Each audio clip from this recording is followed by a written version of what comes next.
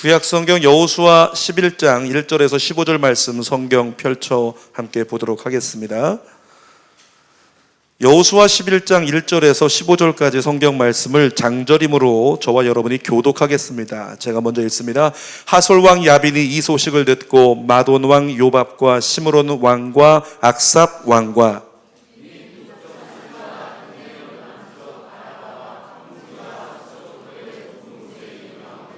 동쪽과 서쪽의 가나안 족속과 아모리 족속과 헷 족속과 브리스 족속과 산지의 여부스 족속과 미스바 땅 헤르몬 산 나라의 히위 족속에게 사람을 보내매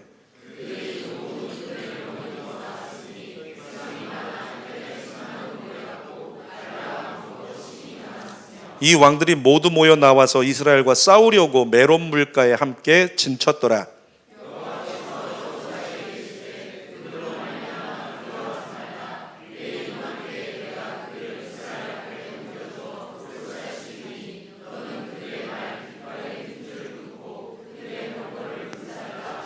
이에 여호수아가 모든 군사와 함께 메론 물가로 가서 갑자기 습격할 때에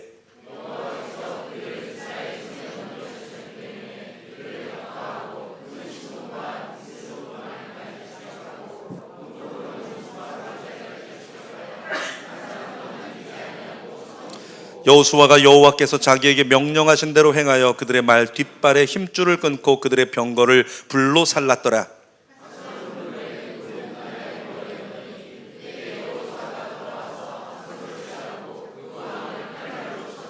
그 가운데 모든 사람을 칼날로 쳐서 진멸하여 호흡 있는 자는 하나도 남기지 아니하였고 또 하솔을 불로 살랐고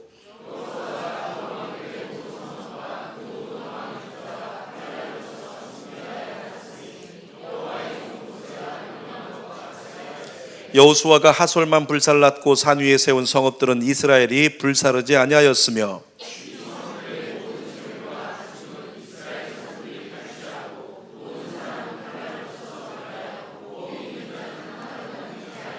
같이 읽겠습니다. 여호와께서 그의 종 모세에게 명령하신 것을 모세는 여호수아에게 명령하였고 여호수아는 그대로 행하여 여호와께서 모세에게 명하신 모든 것을 하나도 행하지 아니한 것이 없었더라. 아멘.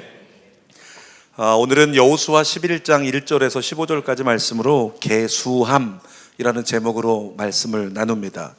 여러분, 성경에 이스라엘 백성들의 수를 셀 때 민수기 2장에 제일 많이 나오는데 우리 하나님께서 사람을 계수하라, 군사를 계수하라 이렇게 말씀하셨어요. 계수한다라고 하는 말은 셈이죠. 셈. 그러니까 수를 세는 것.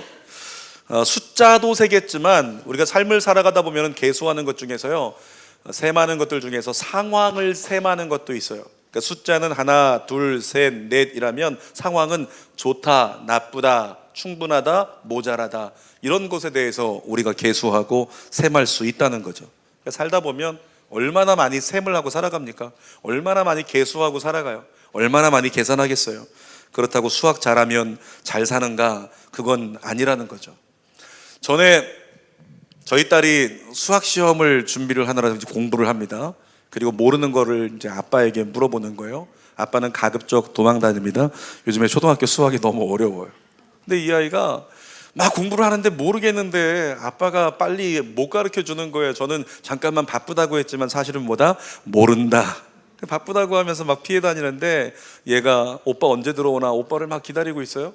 그러면서 나중에 안 되겠으니까 하는 얘기가 뭐냐면, 아빠, 난 꿈이 아이돌인데 아이돌은 노래만 잘하면 되는데 왜 내가 이 수학을, 머리 아픈 수학을 배워야 되느냐고 아이가 막 한탄을 하면서 정말 짜증난다고 이야기했던 적이 있어요. 여러분, 그 아이의 말이 맞습니까? 틀립니까? 살아가는데 수학, 미분, 적분 필요해, 안 필요해요? 안 필요해요. 그러니까 우리가 수학이라는 것을 정말 배우지만 삶 속에서 그 수학이 삶의 실질적인 도움이 돼서 살아가는 사람들이 별로 없다는 거죠. 다만 우리의 삶을 보면 그런 계산, 수학적 계산은 안 하지만 우리의 삶에요, 많은 계산을 하고 우리가 살아가게 된다는 거예요. 대학 지원하는 아이들이 지금 있는데 이 아이들 보세요. 원서를 쓸 때 계산합니다. 셈합니다. 어떻게 쓰면 잘 될까? 어떻게 쓰면 유리할까? 경쟁률 따지고, 그래서 셈하고 고민하고 있다라는 거죠. 다 사업을 투자할 때도 마찬가지고 우리가 지난주에 이제 1년 동안의 봉사를 마감하고 새로운 봉사처로 헌신의 서약을 시작을 했는데, 봉사처를 선택할 때도 마찬가지입니다. 여기 들어가면 좋을까? 안 좋을까? 여기 들어가면 괜찮은 사람이 있나? 없나? 이걸 갖고 계산하고 셈하고 있는 우리의 모습이 있잖아요. 여러분, 이러한 것들을 선택하는 데 있어서, 그러니까 인생에서 우리가 많이 셈하고 있는 것들에는 수학적 계산법은 필요하지 않습니다. 지혜로운 선택이 필요하겠죠. 근데 지혜로운 선택을 위해서 우리가 놓치지 말아야 되는 계산법이 있는데요, 그것을 일명 영적 계산법이다라고 말하는 거예요. 다시 말하면 영적인 원리에 따라서 계산하고 살아야 된다라고 하는 거죠. 영적 계산법 잘 하고 계십니까? 영적 계산법? 하나님의 뜻을 따라서, 성경의 법칙을 따라서, 하나님의 계획을 따라서 내가 삶에서 계산하고 하나님의 뜻이 이것이다라고 맞으면 그 길로 살아가는 것, 이게 영적 계산법이에요. 여러분, 그런데 신앙인이지만 영적 계산법을 가지고 살아가는 게 어려워요. 잘 안 돼요. 그러니까 말씀대로 살아가는 게 잘 안 된다고, 우리 인생을 보면. 그런데 실망하지 말 것은 구구단을 생각해 보세요. 어렸을 때 우리 저 방에 있는 아이들 있죠. 쟤네들 커가면서 이제 엄마가 뭐 가르칠까요? 글씨 가르치고, 그 다음에 숫자 가지고 숫자 가르치고, 그 다음 가르치는 게 있어요. 뭐다? 구구단. 2일은 2, 2는 4. 맞나요? 가르쳐요. 어렸을 때 제가 기억합니다. 저희 딸에게, 저희 딸은 수학과는 좀 거리가 먼가 봐요. 2단 하나 외우는데도 오래 걸렸어요. 2단, 2일은 2, 2는 4, 2, 3은 6. 이거 외우는 것도 굉장히 오래 걸리더라는 거예요. 근데 오래 걸린다고 이 아이가 못하는 게 아니라 나중에 익숙해지고 나면, 지금은요, 구구단 한번 해봐라 그러면 뭐 하면 딱딱 다 나와요. 여러분들도 뭐 하면 딱딱 다 나오죠. 물어보겠습니다. 882? 네, 당황하죠. 당황해서 안 나오는 거. 또 우리 여성 중에 최고령이신 우리 귀한 박봉래 권사님, 제가 오늘도 우리 귀한 권사님은 연배가 제일 높으시다 해서 제가 제일 높으신 권사님은 제가 꽉 안아드리거든요. 꽉. 한 분만 유일하게. 다른 분들은 젊어서 안 하는 거니까 양해하시고. 우리 권사님도 지금 보니까 882, 64 딱 나와요. 어렸을 때는 이거 외우기 힘든데 지금까지도 수월하게 기억하고 있다. 그게 뭐냐면, 어렸을 땐 낯설고 어려운 거지만 다 외워서 익히고 나면, 나중에 습관이 돼놓고 나면 그 다음에는 언제 물어봐도 평생토록 다 기억한다. 여러분, 영적 계산법도 마찬가지예요. 사실은 처음에는 낯설고 하나님의 뜻에 따라서 묵상하고 사는 삶, 하나님께 여쭙고 사는 삶, 처음엔 낯설고 어렵겠지만 그것이 삶이 되고 그것이 습관이 되고 나면 그 다음에는 평생을 다윗처럼 하나님의 임재 아래서 하나님을 누리며 살아갈 수 있는 그 인생이 가능해진다. 여러분들이 그런 인생 되기를 축복합니다. 아멘 하시라고 얘기하는 거예요. 여러분들이 그런 인생 되기를 축복합니다. 자, 그 영적 계산법의 기초에서 오늘 세 가지를 나눠볼게요. 첫 번째로는 그리스도인이 계수하지 말아야 할 것이 있는데요, 상황과 조건은 계수하면 안 됩니다. 따라합시다. 상황과 조건은 확인만 할 뿐, 계수하지 말자. 자, 무엇만 할 뿐? 확인만 할 뿐, 계수하지 말자. 오늘 본문에 보니까 여호수아가 이끄는 이스라엘 백성들이요, 하솔왕 야빈이 이끄는 가나안 북부 연합군과 전쟁을 하고 있어요. 여러분, 하솔왕은 알고 있습니다. 여리고성에서 이스라엘 백성들이 어떻게 이겼는지 알고 있어요. 아이성에서 이스라엘 백성들이 아이성을 어떻게 점령했는지 알고 있는 거예요. 그 다음에 기브온에서 남부 연합군이 올라와서 전쟁하는데, 세상에 그 전쟁도 이스라엘이 어떻게 이겼는지 다 알고 있다는 거죠.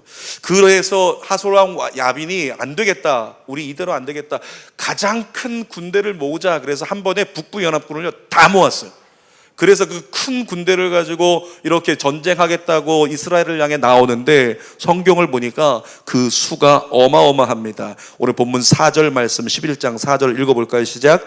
그들이 그 모든 군대를 거느리고 나왔으니 백성이 많아 해변에 수많은 모래 같고 말과 병거도 심히 많았으며.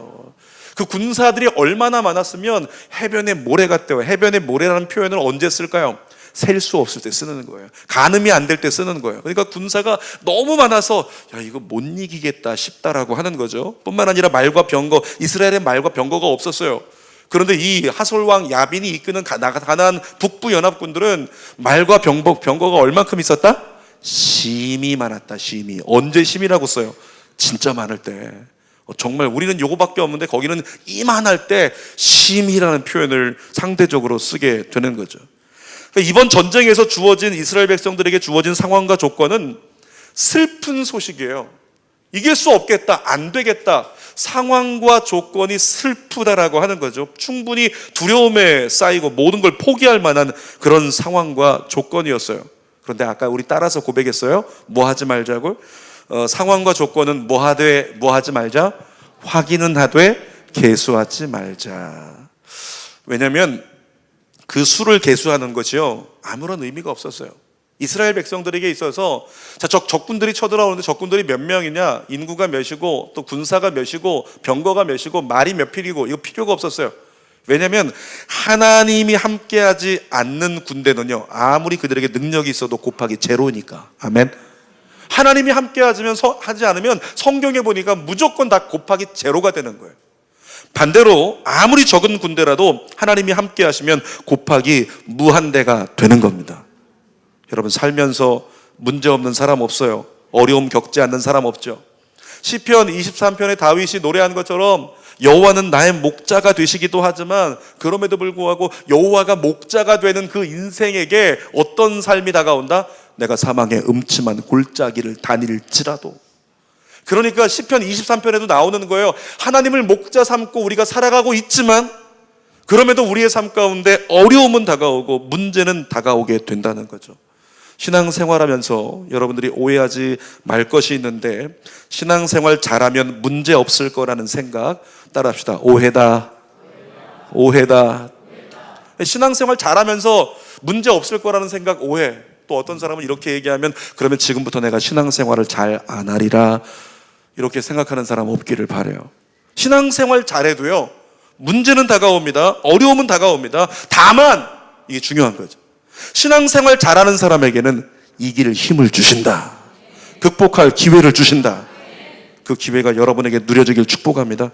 그러므로 문제가 다가올 때, 오늘 본문에서 가나안 북부 연합군들이 심히 모래같이 많은 군사와 심히 많은 말과 병거가 올라오고 있는 그런 상대적인 위협이 다가올 때, 우리의 삶 가운데 그런 문제, 그런 연약함, 그런 어려움, 이런 것들 다가올 때요, 과도하게 염려하거나 두려워하지 말라고요. 내게 다가온 상황과 조건은 확인은 하지만 그걸 내가 감당할 수 있다 없다 세지 않기를 주님의 이름으로 축복합니다. 사단이 원하는 건 단 한 가지예요. 사단이 원하는 건 문제의 크기를 보고 문제를 계수하다가 감당할 수 있다 없다 계수하다가 그 문제 때문에 두려움에 사로잡혀 포기하고 뒤로 물러나고 좌절하고 낙심하는 거. 사단이 원하는 건 이거라고요. 여러분, 그런데 성경의 인물들을 보세요. 38년 된 명자, 또 오랫동안 나면서부터 안진뱅이 되었던 사람, 나면서부터 소경, 그들 모두가 하나님의 때가 되며 고침받고 나음받고 하나님의 역사를 경험했잖아요. 사단은 두려움에 우리를 가둬서 소망 갖지 못하게 하고 희망 갖지 못하게 하고 하나님을 찾지 못하게 만들지만, 저와 여러분은 그 두려움을 가져오는 상황과 조건 계수하지 말고 하나님만 바라볼 수 있기를 주님의 이름으로 축원합니다. 가나안에 파송되었던 10명의 정탐꾼 생각해 보세요. 12명의 정탐꾼들.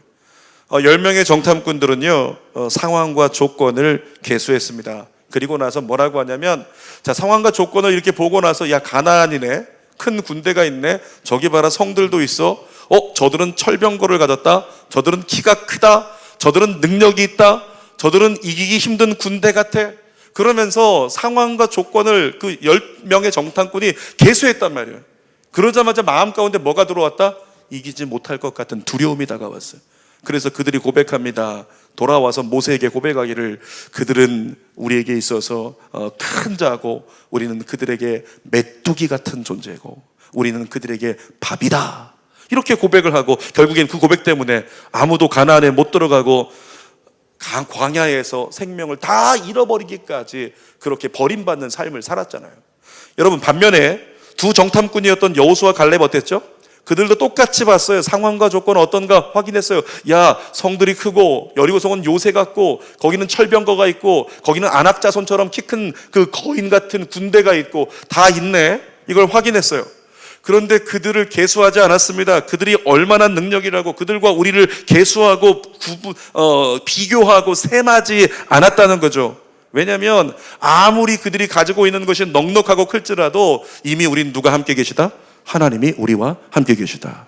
그러니까 저들은 아무리 커도 하나님이 함께 계시지 않는 군데 너희는 아무리 커도 너희는 제로, 이렇게 고백할 수 있길 축복합니다.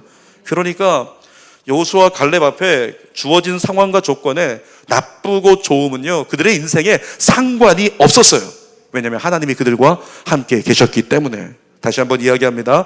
상황과 조건은 확인만 할 뿐 계수하지 마세요. 따라합시다. 상황과 조건은 확인만 할 뿐 계수하지 말자. 아멘. 두 번째로, 계수하지 말 것이 있다면 우리가 계수해야 할 것이 있겠죠.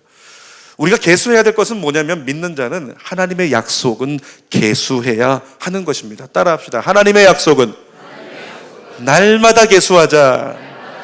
날마다 계수하자. 아멘. 매일매일의 삶을 우리가 살아가기 때문에 날마다 하나님의 약속의 말씀은 우리가 계수하고 살아야 된다고요. 성경을 보니까 이스라엘 백성들에게도 하나님은 대대로 계속해서 하나님의 약속의 말씀을 이스라엘 백성들에게 주시고 계셔요. 자, 민수기 13장 1절에서 2절 같이 읽어볼게요. 시작. 여호와께서 모세에게 말씀하여 이르시되 사람을 보내어 내가 이스라엘 자손에게 주는 가나안 땅을 정탐하게 하되. 사람을 보내어 내가 이스라엘 자손에게 어떻게 하는? 주는 무엇이라고요? 주는 땅, 주는 땅. 이미 하나님은 가나안 땅이 아직도 몇십 년 후에 만날 먼 곳에 있는데 하나님 이스라엘 백성들에게 모세를 통해 약속하신 거예요. 내가 이스라엘 백성들을 너희 자손에게 주는 땅, 가나안 땅. 이미 전쟁 끝났다 안 끝났다? 끝난 거예요. 이미 가나안 땅은 이스라엘 땅이 된 거예요. 아멘. 하나님이 말씀하시면 그렇게 된 거예요.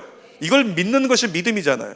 자, 또 신명기 1장 8절도 같이 읽어봅시다. 시작. 내가 너희의 조상 아브라함과 이삭과 야곱에게 맹세하여 그들과 그들의 후손에게 주리라 한 땅이 너희 앞에 있으니 그 땅을 차지할 것이라. 이스라엘 백성들에게 또 말씀하고 있는 거예요. 너희에게 이제 가나안 직전에 얘기하는 거죠. 고별 설교하면서 너희에게 주리라 한 그 땅, 이 가나안 땅은 너희가 앞으로 이길지 못 이길지 얻을지 못 얻을지 그런 땅이 아니야. 그것이 큰 군대 같을 거고 큰 문제 같을 거고 큰 산 같겠지만 결국 너희는 그것을 차지하고 만다. 이것이 우리 하나님의 약속의 말씀이죠. 자, 오늘 본문에도 약속의 말씀을 주십니다. 여호수아 11장 6절 시작. 여호와께서 여호수아에게 이르시되 그들로 말미암아 두려워하지 말라. 내일 이맘때에 내가 그들을 이스라엘 앞에 넘겨주어 몰살시키리니 너는 그들의 말 뒷발에 힘줄을 끊고 그들의 병거를 불사르라. 전에도 얘기했지만 성경을 묵상하는데 성경에 두려워하지 말라 이렇게 나오면 어떤 상황일 거라고 짐작을 해요? 두려운 상황이 오겠구나 이거예요. 두려운 상황이 분명히 올 거기 때문에 하나님은 두려워하지 말라고 먼저 말씀하시는 거예요. 자, 오늘 본문을 보니까 군대가 얼마큼 왔다고요? 해변에 모래 같은 군대. 두려워요. 못 이길 것 같아. 말과 병거 우리는 없는데 그들은 얼만큼? 심이 많은 말과 병거. 큰일 났다. 우리 끝장날 것 같아. 두려움이 다가올 수 있다는 거죠. 그런데 예수 믿는 사람은 상황과 조건을 계수하면 못 이긴다. 도망가자. 그 선택을 나오겠지만, 그런데 예수 믿는 사람은 무엇을 계수하라고요? 하나님의 약속의 말씀. 뭐라고 써 있는데요? 약속의 말씀에 내일 이맘때에 내가 그들을 이스라엘 앞에 넘겨주어 몰살하리라. 할렐루야. 하나님의 약속의 말씀이 내일 그들이 몰살될 거야 라고 말씀하시니까 주어진 조건 바라보지 말자. 주어진 조건 셈하지 말자. 그냥 하나님의 약속의 말씀을 뭐 하자? 믿자. 그렇게 믿는 이스라엘 백성들에게 하나님의 놀라운 은혜가 임하게 되죠. 여러분, 여호수아서를 묵상하면요, 한 가지 패턴이 있습니다. 전쟁에 앞서서 하나님은 항상 약속의 말씀을 주셨어요. 항상 약속의 말씀을 먼저 주세요. 그리고 그 약속의 말씀을 들었던 여호수아가 이스라엘 백성들이 그 말씀 따라서 순종함으로 따르면 언제나 승리를 안겨주셨어요. 오늘 본문에도 보세요. 엄청난 승리를 경험합니다. 7절 같이 읽어볼게요. 시작. 이에 여호수아가 모든 군사와 함께 메론 물가로 가서 갑자기 습격할 때에, 이에 뭐 했다는 거야? 말씀을 듣고 말씀을 들은 다음에 그 다음에 여호수아가 그대로 순종했다는 거예요. 액션했다는 거죠. 말씀대로. 사랑하는 여러분, 여러분의 입술의 고백이 말씀대로 바뀌어지길 축복합니다. 사도행전 2장을 보니까 오순절날 마가다방에 기도하던 사람들에게 성령이 임하시는데 가장 먼저 바뀐 증거가 뭐죠? 성령이 우리에게 임하셔서 내려오셔서 가장 먼저 나타난 증거가 뭐예요? 변화가 뭐예요? 어떤 것? 말이 바뀌었잖아요. 말이. 성령이 말하게 하심을 따라. 그러니까 오늘 예배 드리는 가운데 제가 여러분들에게 주는 교회는 자꾸 이렇게 많이 따라 시켜요. 여러분 중학생이에요? 여러분 고등학생입니까? 어린아이들이에요? 아닙니다. 그런데 우리 입술은 무엇이 있다? 우리 입술은 부정이 너무 많아요.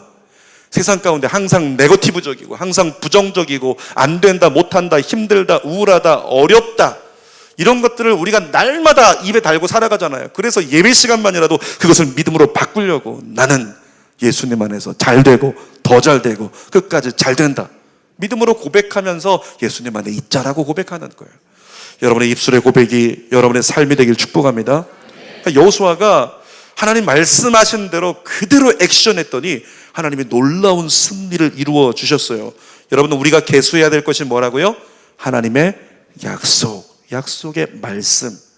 그리스도인의 삶에서 하나님 빼고 인생을 논하면 안 됩니다. 하나님 빼고 수 쓰지 마세요. 하나님 빼고 수 쓰지 않겠습니다라고 고백하십시오. 따라합시다. 하나님 빼고 수 쓰지 않겠습니다.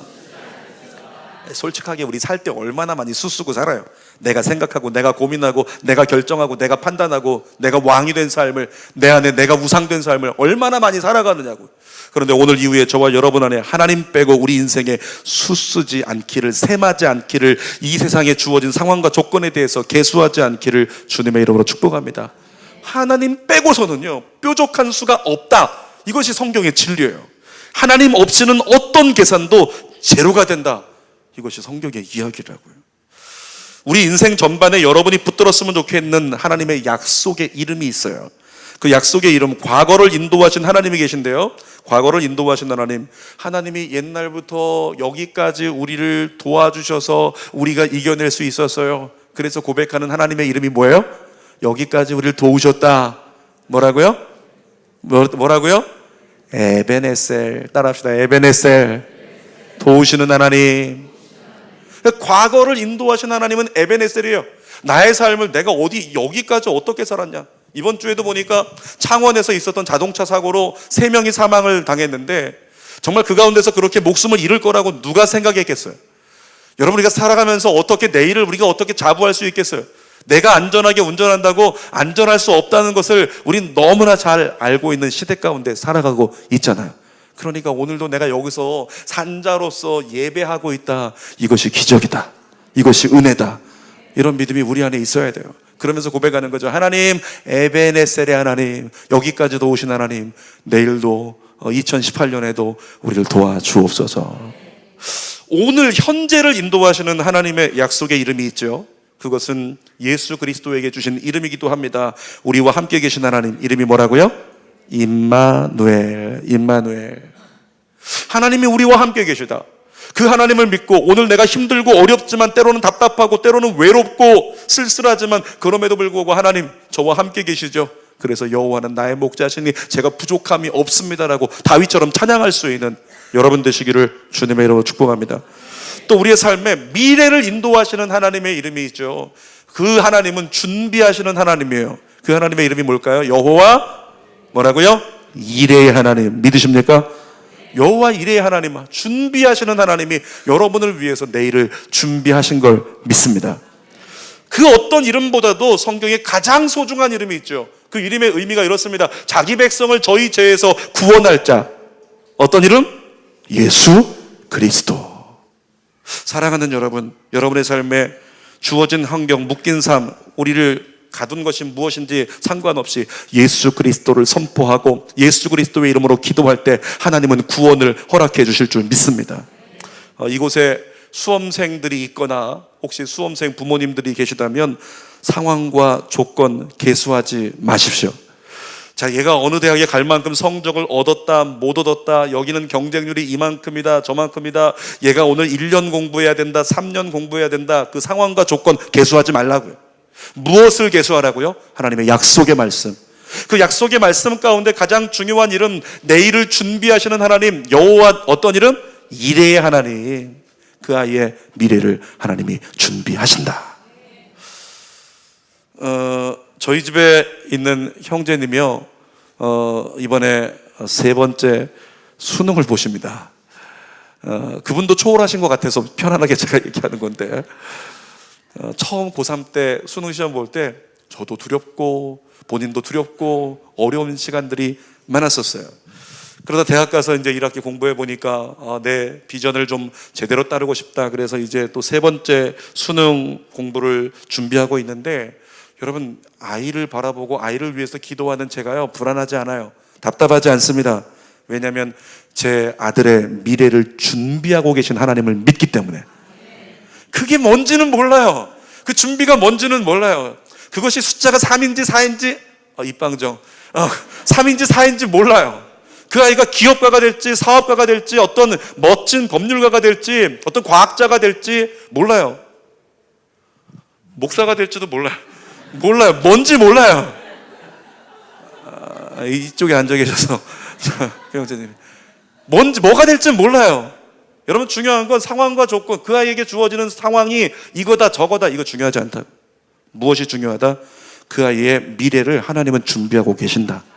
하나님이 영광 받으시고 자랑할 만한 인생으로, 하나님만이 높임 받을 수 있는 그런 인생으로 그 아이의 미래 준비하신다.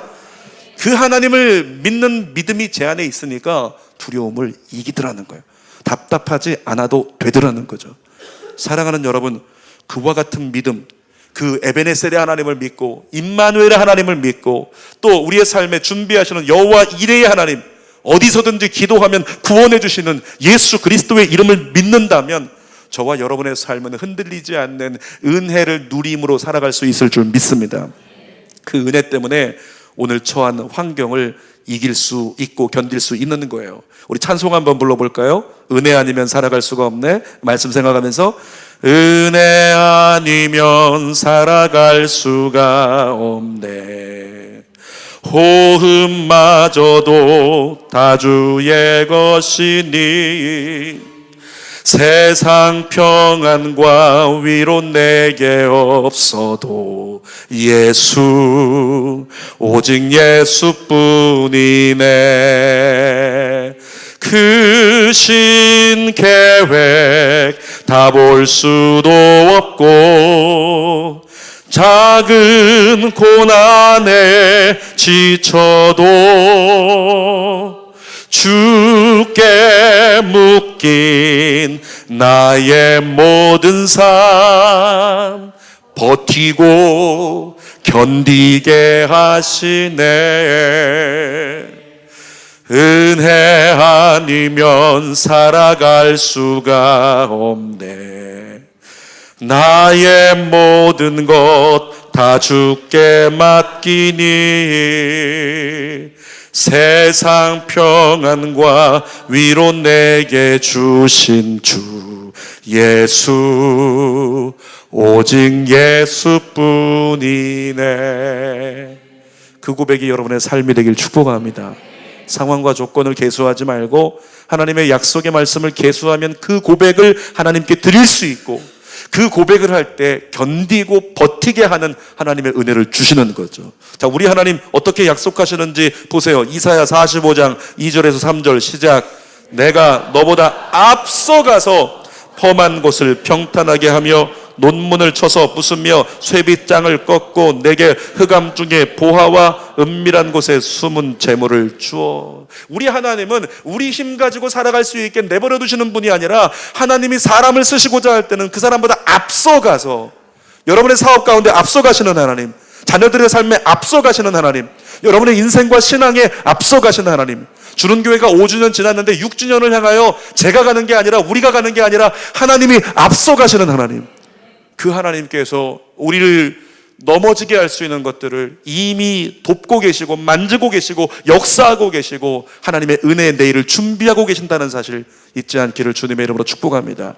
자, 세 번째로 그리스도인이 잊지 말아야 하는 하나님이 계신데요, 그 하나님 누구냐면 계수하시는 하나님이에요. 따라합시다. 하나님은 계수하신다. 로마서 2장 6절 읽어봅니다. 하나님께서 각 사람에게 그 행한 대로 보응하시되. 하나님이 각 사람에게요 행한 대로 보응하신대요. 다시 말하면 뭐냐면 하나님이 계수하시겠다는 거예요. 셈하시겠다는 거죠. 또 요한계시록 22장 12절도 시작. 보라, 내가 속히 오리니 내가 줄 상이 내게 있어 각 사람에게 그가 행한 대로 갚아주리라. 하나님의 뜻 가운데 합당한 삶을 살려고 애썼는지 계수하신 다음에 얼만큼 상을 줄지 하나님께서 계수하시겠다라고 성경에 이야기하고 있는 거죠. 여러분, 그런데 다시 오실 예수님께서 계수하시는 기준 중에 이것이 아마 으뜸이 아닐까 생각되는 것이 있습니다. 그것은 바로 예수님께서 주신 새 계명인데요. 성경 요한복음 13장 34절 읽어보겠습니다. 새 계명을 너희에게 주노니 서로 사랑하라. 내가 너희를 사랑한 것 같이 너희도 서로 사랑하라. 서로 사랑하라고 하는데 조건이 붙어요. 어떻게 한 것처럼? 예수님이 우리를 사랑하신 것처럼. 예수님이 우리를 어떻게 사랑하셨는지 요한복음 15장 13절 읽어볼까요? 시작. 사람이 친구를 위하여 자기 목숨을 버리면 이보다 더 큰 사랑이 없나니. 예수님 뭐라고 말씀하세요? 죄인밖에 안 되는 우리였는데 우리를 향해서 예수님 뭐라고 부르세요? 친구. 우리를 죄인이었는데 친구 삼으셨어요. 친구 삼으신 우리를 죄인이고 원수였는데 친구 삼고 우리를 위해 목숨을 버리신대요. 목숨을 버리시면서 말씀하시기를, 야, 친구를 위해서 목숨을 버리면 그거보다 큰 사랑이 없어. 내가 너희를 위해 그렇게 사랑했다. 이제 너희도 뭐 하라? 내가 너희를 사랑한 것처럼. 너희 옆에 있는 사람을 친구 삼고, 원수라도 친구 삼고, 억울해도 친구 삼고, 그들을 사랑하고 그들을 위해서 목숨을 버리는 마음으로 섬긴다면 반드시 나의 영광을 네가 보게 될 것이다. 우리 주님 말씀하고 계시는 거죠. 예수님 말씀대로 살아가기 위해서 우리에게 필요한 건 십자가인데요. 여러분, 십자가는 수직적인 관계가 제대로 서야 모든 것이 완전한 거예요. 수평적인 인간과 인간의 관계가 아무리 좋을지라도 하나님과 나 사이의 관계가 흐트러지면, 자, 부부가 너무 친해, 너무 좋아. 근데 하나님과의 관계가 흐트러졌어요? 그 가정은 위기입니다. 이미 위기예요. 지금 괜찮은 것 같지만 어느 한순간에 무너져 버릴 수 있는, 흔들릴 수 있는 위기죠. 그러나 하나님과의 관계가 바로 세워져 있다면 때로는 사람과 사람 사이에 좀 어려움이 있어도 그것을 이겨낼 수 있는 은혜를 하나님이 주신다는 거죠. 사람과의 수평적 관계에 대해서 예수님이 우리에게 할 말이 있으세요? 마태복음 5장 43절 44절 읽어봅시다. 시작. 또 내 이웃을 사랑하고 내 원수를 미워하라 하였다는 것을 너희가 들었으나 나는 너희에게 이르노니 너희 원수를 사랑하며 핍박하는 자를 위하여 기도하라. 원수를 어떻게 하래요? 원수를 사랑하래요. 그리고 핍박하는 사람 어떻게 해야 요 그를 위해 기도하래요. 그러면서 예수님이 계속하신 말씀이 있는데 그 다음 절에 보면 누군가 너의 왼뺨을 치면 오른뺨도 돌려대고, 오리를 가자면 십리를 가주고, 누군가 너에게 있어서 재판을 걸어가지고 속옷을 자기 거라고 뺏으려고 달라고 하면 어떻게 해라? 겉옷까지 내어주라. 이렇게 예수님께서 말씀을 하세요. 그러면서 그 장 마지막에 이렇게 말씀합니다. 마태복음 5장 46절에 시작. 너희가 너희를 사랑하는 자를 사랑하면 무슨 상이 있으리요? 상을 얻는 것은 계수한 다음에 얻을 자격이 있는가를 판가름하는 건데, 사랑하는 사람만 사랑하고 살아가면 하나님께서 말씀하시는 거예요. 계수함에 상이 없다는 거죠. 그래서 하나님은 계수하신 하나님이심을 믿고 하나님의 상급을 얻기 위해서 하나님께 합당한 사랑을 하고 합당한 섬김을 하고 살아가라고 주님이 말씀하고 계신 겁니다. 여러분, 예수님의 말씀인 건 아는데 그게 어디 쉽습니까? 원수 사랑하는 거 쉬운 분 계신가요? 엄청 힘들죠. 안 돼요. 어렵습니다. 중요한 건 힘든 이유가 있다는 거예요. 그 힘든 이유가 뭐냐면 그가 나의 원수된 상황과 조건을 계수하기 때문에 그런 거예요. 상황과 조건을 계수하지 말라고 했는데 그가 나의 원수라고 하는 상황과 조건을 계수했더니 그를 용서할 수가 없어. 그를 인정할 수가 없어. 이런 마음이 우리 안에 들어오게 된다는 거죠. 대표적인 사람이요, 누구냐면 상황과 조건을 계수한 대표적인 사람, 요나예요. 요나. 자, 요나가 니느웨를 향해서 이렇게 부름을 받았는데 하나님이, 야, 요나야, 니느웨 가자. 근데 요나가 상황과 조건을 봅니다. 자, 니느웨는 어떤 상황이었어요? 어떤 조건이었죠? 이스라엘의 적국이었어요. 이스라엘의 자녀들을 데려다가 불사르고 막 그렇게 자녀들을 학대하고 죽이는 그런 나라였어요. 정말 죽여야 되는, 심판받아야 되는 니느웨였죠. 그러니까 요나가 보기에는 니느웨를 향한 상황과 조건의 계수는 저기는 심판받아야 돼, 이것이었어요. 그런데 하나님은 니느웨를 향해서 가서 복음을 전하랍니다. 근데 복음 전하면 요나가 알고 있어요. 믿음의 사람이니까 하나님의 복음이 전파되면 회개할 텐데, 그러면 회개하는 저들을 하나님이 용서하실 텐데 내가 못 보겠다. 이것이 요나의 마음이었죠. 그래서 요나는 하나님 말씀에 등을 돌려서 다시스로 가버렸습니다. 그리고 결국에는 불순종한 종이 되어버렸죠. 여러분, 이스라엘의 원수인 나라 니느웨나 하나님의 말씀에 불순종하는 요나나 하나님 보시기엔 똑같다라고 하는 사실을 우리 모두가 잊지 않았으면 좋겠습니다. 하나님이 요나서 마지막 장에 보면요, 니느웨에 대해서 말씀하신 거 기억하십니까? 야, 요나야, 거기 보면 앞을 보지 못하는 사람들이 12만 명이나 있는데 그들을 내가 아끼고 사랑하는 거, 그거 당연하지 않니? 그러면서 내가 그들을 사랑한다, 그들도 사랑한다 말씀해 주시는 거예요. 제가 전에 사역하던 곳에서요, 한 형제가 있는데 소아마비였어요. 이 소아마비 형제가 존재감이 없잖아요. 근데 나름대로는 존재감을 갖고 싶거든요. 그래서 자꾸 짓궂게 장난을 쳐요. 자매들에게 가서 막 짓궂게 장난치고 막 놀리고 이렇게 하니까 주변에 있는 사람들이 다 싫어해요. 점점 이 형제는 고립돼 갑니다. 누군가 친하게 지내주지를 않아요. 그런 가운데 이 형제가 어느 날 예배를 드리는데 그 예배 시간에 서로 이렇게 교제하고 축복하는 시간이 있었어요. 서로 다 축복하고 하는데 아무도 그 형제에겐 다가가지 않아요. 그 형제는 외톨이, 그 형제는 왕따, 그냥 혼자 있는 거예요. 근데 그 형제가 혼자 있는 모습이 좋지 않더라는 거죠. 기도 시간이 됐어요. 기도하다가 한 자매가요, 성령의 인도하심 따라서 하나님의 어떤 기름 부음 가운데 홀링다운이 일어났어요. 그리고 성령께서 그를 터치하시고 그에게 말씀하시는 거예요. 갑자기 귀에다 대고 뭐라고 말씀하셨는지 모르겠어요. 근데 이 자매가 누워서 웃기 시작해요. 막 웃기 시작해요. 천진난만한 아이처럼. 한번 웃어보세요. 한번 웃어보세요. 기대하지 않을게요. 근데 그 자매가 천진난만하게 막 웃고 있는 그 모습이 신기해서, 왜냐면 저는 예배를 인도하고 있었고 저기 누워가지고 웃고 있으니까 저게 뭘까, 잘못된 거 아닌가, 이런 생각. 근데 예배가 끝날 즈음에 그 자매에게 제가 물어봤어요. 아까 왜 그렇게 웃은 거야? 그랬더니 이 자매가 얘기하기를, 목사님, 그땐 제가 전도사였으니까, 전도사님, 하나님이요, 성령님이 제 귓가에 말씀해 주셨어요. 그 친구 이름이 은희였는데, 은희야, 내가 너 너무 사랑해. 여러분도 듣게 되시기 축복합니다. 내가 너 너무 사랑해. 다시 한번 물어볼게요. 여러분도 듣게 되시기 축복합니다. 근데 하나님 음성이 너무 좋아가지고 막 행복해서 웃는 거예요. 근데 마지막에 깨어나기 직전에 하나님 말씀하셨어요. 근데 은희야, 내가 그 형제도 너무 사랑한다. 누구? 소아마비 형제. 짓궂게 굴고 못된 짓 하니까 사람들이 다 싫어서 교제도 안 하는 그 형제. 그 형제를 향해서 뭐라고요? 내가 그 아이도, 그 아들도 내가 사랑한다. 이런 말씀을 딱 주시니까 이 자매가 일어나면서 울기 시작했다. 그리고 나서 예배가 끝났는데 그 형제를 찾아갑니다. 그리고 그 형제 손 붙잡고 얘기하는 겁니다. 그동안 내가 못된 거라고 생각해서 인사하지 않고 축복하지 않고 외면했던 거 미안하다고, 날 용서해달라고, 하나님의 이름으로 축복한다고, 예수 이름으로 축복한다고 그렇게 고백을 했어요. 사랑하는 여러분, 상황과 조건을 계수할 때는 그는 가까이 하고 싶지 않은 사람이에요. 왜? 그는 나쁜 짓만 자꾸 하고 못된 짓만 자꾸 해서 우리에게 피해를 입히거든요. 그런데 뭐라고요? 하나님의 약속의 말씀을 들었어요. 그도 내가 사랑한다는 말씀을 들었어요.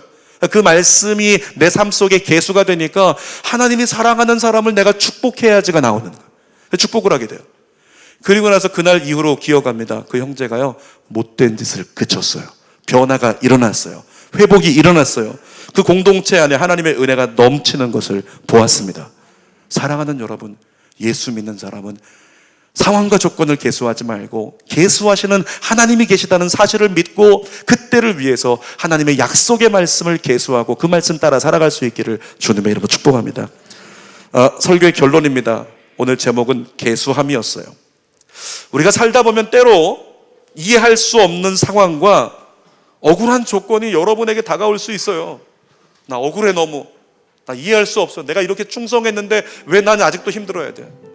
누군가는 1년 힘들고 그 다음에 축복을 받았다는데 나는 왜 지금 5년째 힘들어야 돼? 이런 분들 계시잖아요. 이해할 수 없는 그런 상황과 조건이 우리의 삶에 다가올 때 여러분 기억하세요. 끝까지 상황과 조건은 계수하지 마세요. 여러분의 삶 가운데 철저하게 허락하시는 하나님의 약속의 말씀을 계수하십시오.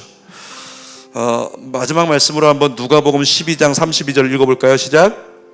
적은 무리여 두려워하지 말라. 하나님이 주신 약속의 말씀이면 네가 적다고? 너희 아이 점수 적어? 너희 집에 가진 거 적어? 너의 능력 적어? 네가 친한 사람 적어? 적은 것과 상관없이 두려워하지 말라. 하나님 말씀하세요. 그리고 또 말씀하세요. 잠언 29장 25절 시작. 여호와를 의지하는 자는 안전하리라. 여러분 가정에 여호와를 의지하는 여러분 가정에 여러분의 사업이, 여러분의 자녀들의 미래가, 여러분의 교회가 안전할 줄 믿습니다. 하나님의 약속의 말씀을 계수하고 하나님만 의지하는 사람, 그 사람에게 하나님은 세상이 줄 수 없는 그 안전함 때문에 두려움을 이기고 답답함을 이기고 평안을 누리게 만들어 주시는 거예요. 기도하겠습니다.